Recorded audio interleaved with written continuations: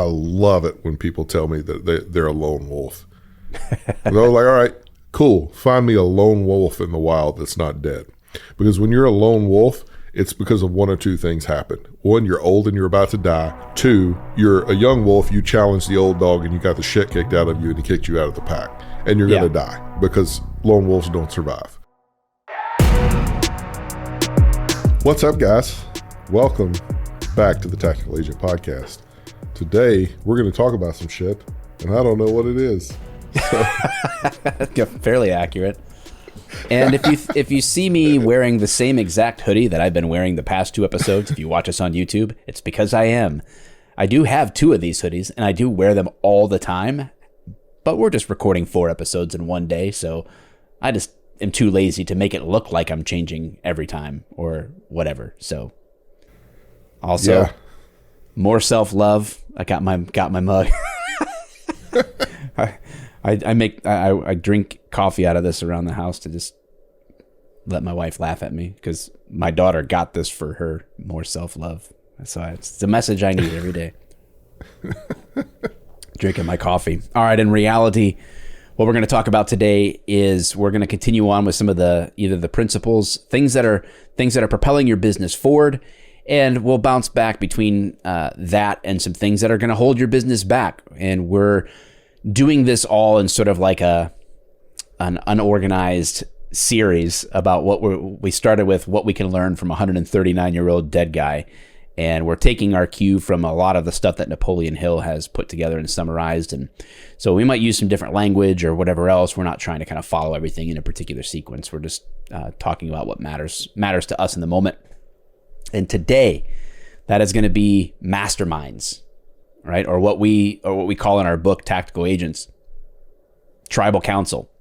You got to have people in your life that they know who you are, they know what your purpose is, they know what you're trying to accomplish and why, and they can help you when you get stuck along the way. They can be honest with you. They can give you what we were talking about last week, that constructive criticism, right? Or that correction. They can help you. And having good people in your life that can speak into your life, it's invaluable. I think we've paid a lot of money combined, probably, to be around people, even if they weren't directly involved in our lives. We paid them to be like, come tear my life apart, tear my structures apart, help me, right? Like help me be better. So where to start with this one? I think the first time I ever even heard of a mastermind was from you. You were part of I can't remember what they call. Oh, I remember what they call it now, but I don't know if you want to say what it is or not. Does that matter to you? Fine. Yeah, the core, right? Yeah. Like you were paying a significant amount of money, right, at the time, and that was the first. Both of us were still sort of like we had both been in the traditional real estate world, and you were first to take a risk with something like paying money to like learn from someone else that wasn't doing things just the traditional way, right? And yeah, what did that experience of paying for coaching or being a part of a mastermind do for you? You know, so first of all, a really good friend of mine who is definitely one of my tribal council members came to me and he was like, hey, I really want you to come to this event. And I was like, oh, that sounds cool. Where is it? You know, and it was down in Tucson. It's about a 2-hour drive. He was like, you're going to have to stay overnight. It's a 3-day event. It's going to cost you $5,000. And I was like, you want me to pay $5,000 for 3 nighs in a hotel for an event? And he was like, no, that's just to get in the door of the room. You still have to pay like $500 a night for the hotel too. So I was like, man, I don't know, that's a lot of money. And he was like, listen, I tell you what, he said, you come to this, and if at the end you look me in the face and say you didn't get $5,000 worth of value, I will write you a check, no questions asked, for the difference, for the money back. I said, I'm going to make you an offer you can't refuse. I'm going to do it. I'm going to do it. So I wrote the check and I went down, and I'm here to tell you that 3 days has had more of an impact on my life than anything else I have ever done in my life, short of, moving across the country to marry my wife. I guess that was a pretty big one. But as far as my professional life goes, that had the most impact. I would have paid 10 times as much for what I got from that event. And at the end of it, he just kind of walked up and he was like, "Am I writing you a check?" "Nah, man. No, you're not writing me a check." But I'd have been like, "Yep, this sucked." Yeah. Yeah, you're writing that check. Heck yes, you're writing that check. But it was just, being surrounded, the people of the core, and the core is an amazing coaching program. And I know we have our own, and I have, but I'm not one of those guys that's like, our way's the only way and our way's the best way. And you need to forego all these others. The core is a phenomenal program with phenomenal people that will do amazing things for your business. So I can't speak highly enough about them. But I was surrounded by people who were doing, 500 and 600 transactions a year, and sitting down at, talk about across the table 1%. from them. Yeah, right. And people like Dayton Schrader and Kendra Cook, and just some real monsters in the real estate space, and just having a conversation with them about things they did and how they run their business, and asking questions about how I ran my business, and then coming back and saying, "Hey, why don't you try this?" and just making little tweaks that they suggest, and then I ended up jumping into their coaching program and going through that for a season, and it was all life-changing. It was hugely beneficial, and being surrounded with people like that, where the brokest, like you're definitely the brokest person in the room by a long shot. I mean, I think the people in there making the least amount of money were around $450 net a year. Yeah. So, I remember I was like, I saw that, and I'm like, well, and since we're business partners, it's like, it doesn't necessarily make sense for me, as we're developing something, to go through the same exact thing you did, because you've gone through it.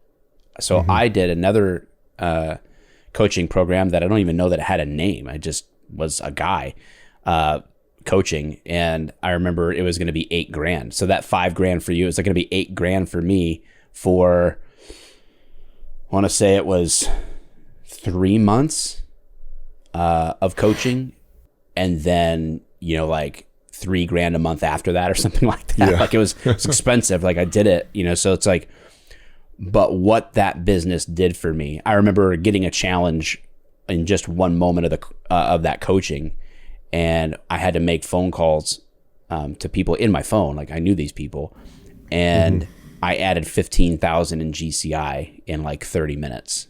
And I was like, I just made more in 30 minutes than I spent for 3 months of coaching. And that's when my mind shifted on coaching from how much is this going to cost me to how much, if I learn what's here and apply it, how much can it make me?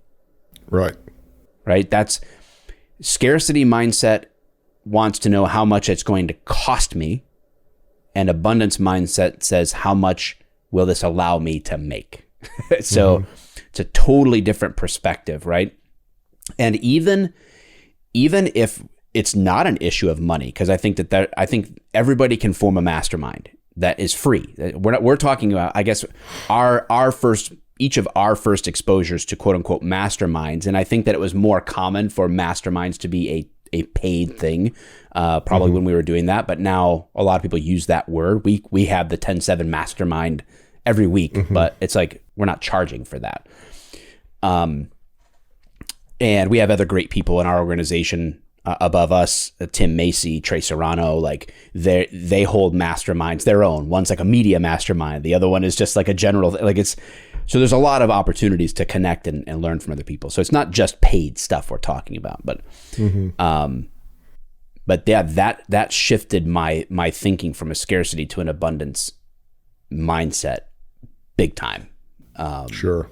When that happened. And how do you think that you help people?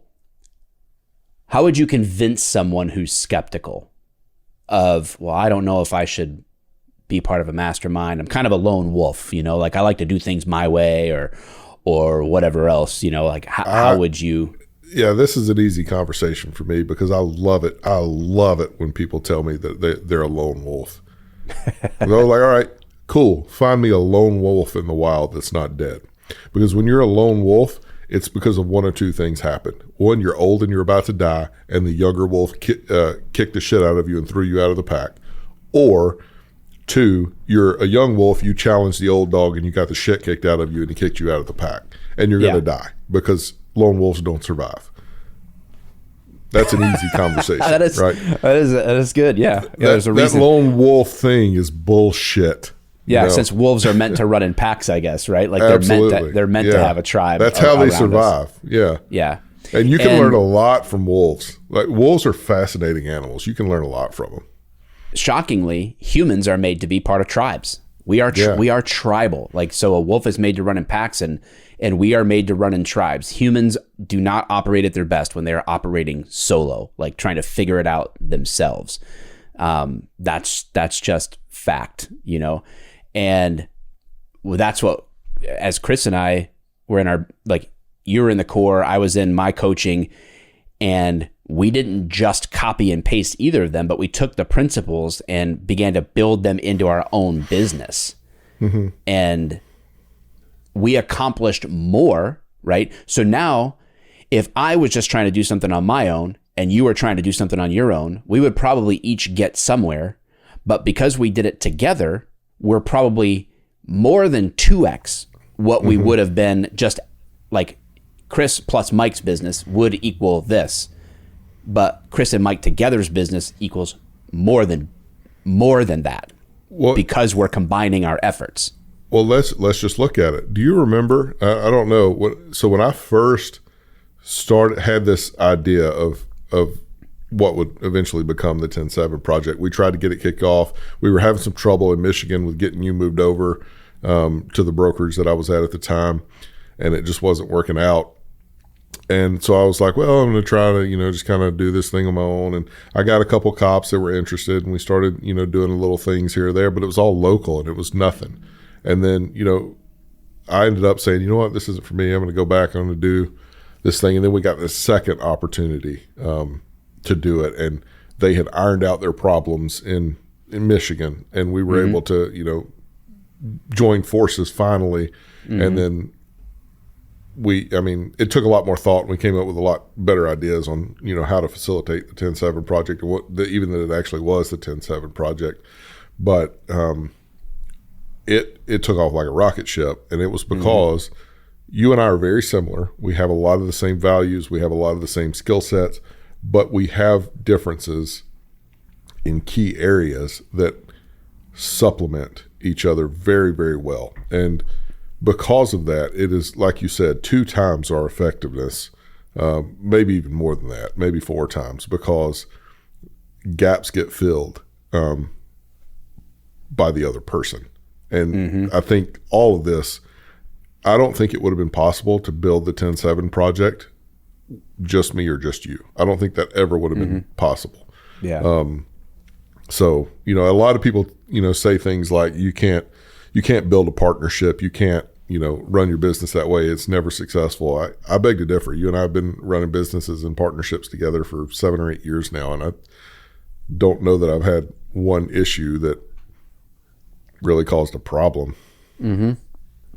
Yeah. And we've been talking about like the paid model of masterminds, but you can totally build a mastermind or participate in masterminds that are free, right? Like all you need are people around you who are further ahead where you want to be. Yeah. And take them to lunch. Start to build that tribe, that mastermind. Start a mastermind. Like even people who are on the same path as you can help sharpen each other. Somebody else may have already encountered a situation that you've never encountered. Now the guessing work is done. It's taken out of there, right? You can avoid the mistakes, learn from others' mistakes, learn from other successes. Well, making mistakes on your own is overrated. Well, yeah, for real. And the thing about the real estate business is it's such a relationship business that most of the people who find success in real estate value relationships and they value helping other people. And when you connect with those folks and you prove to them that you're genuine about wanting to be successful and you're not just going to waste their time, they're all about helping you. Now, there's going to be some of them that, we talk about the dragon's guarding their treasure. Like there are some people like that, but by and large, if you find somebody that's really doing well and they're not direct competitors of you, they're going to do anything they can to help you. Like there's a song that Tim McGraw wrote called Humble and Kind. And he says, when you get where you're going, don't forget, turn back around, help the next one in line. And I think a lot of people genuinely believe that. Not everybody. I mean, some people are assholes. It is what it is. But I think genuinely a lot of people believe that they need to help the next generation along. Or even generation's not the right word, like just the next group, because you may be a part of the same generation. You may be reaching out to somebody that's younger than you in this business for help. And they'll give it, Yeah. So seek out the opportunities to challenge yourself, to be around, surround yourself with people that are going to push you, that are going to help you, that seek your best interest. And sometimes that will be paid. Sometimes that's a great way. When you put skin in the game, like then you take it more seriously. Yeah, that's what I love about the paid coaching, man. Because when you put money into it, it hurts more to not do what you're supposed to do. There's just more value there when you write the check. Now I know not everybody can, especially in the beginning, but there's just more. There's a power to that. I'm flushing this cash down the toilet if I don't do what I'm supposed to do on this. Yeah, I mean it's a big deal. So I found that to be helpful to me. So that's one option, but the other option is to find or join a mastermind. I'm not a huge fan of the typical Chamber of Commerce or that kind of stuff. That's not what I'm talking about. I'm not talking about masterminding is different than networking.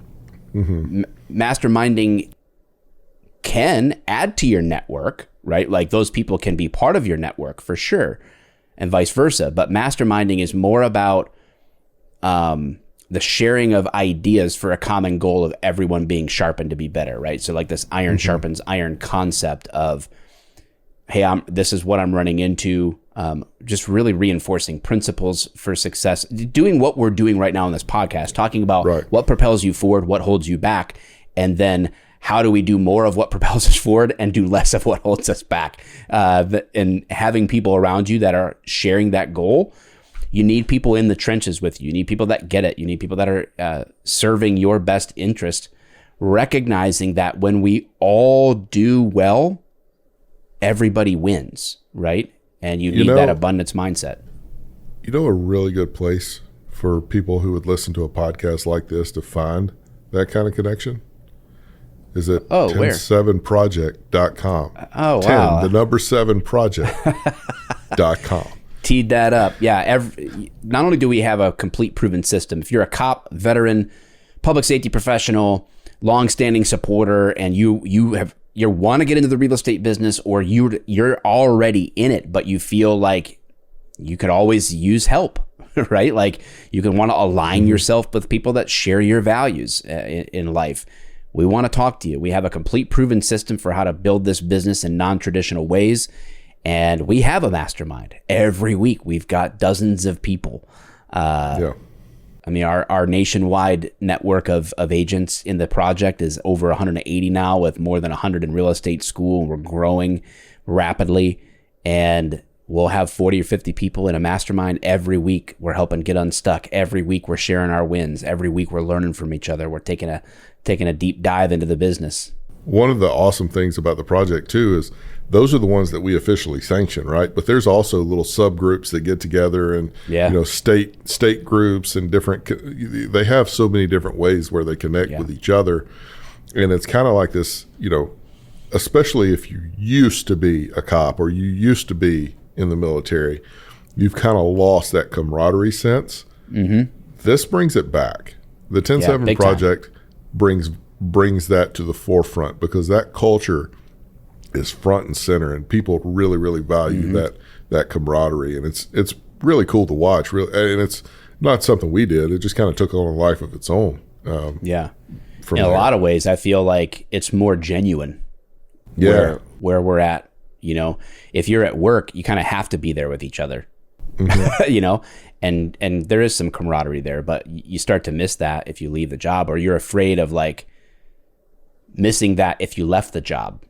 And in reality, we have it. We have a roll call feel. You know, we have a camaraderie where we smoking and joking, and we're pretty brutally honest with each other. It's a good time, man. So we'd love you to be a part of it. Check it out, 107project.com. We'll drop a link too for our book, The Tactical Agents. It's free. You can have it, or you can buy it if you want on Amazon, but it's there. But really what we want to hear is, were there any aha moments for you in this podcast episode? Drop them in the comments. Subscribe to this YouTube channel if we've earned that subscription. If you're listening on Apple Podcasts or Spotify or wherever, hit the plus button. Ratings, reviews, all that jazz. And get into a mastermind, guys. You got questions about how to find that, how to get that, reach out to us. We'll help you. Till then, we'll see you in the next episode.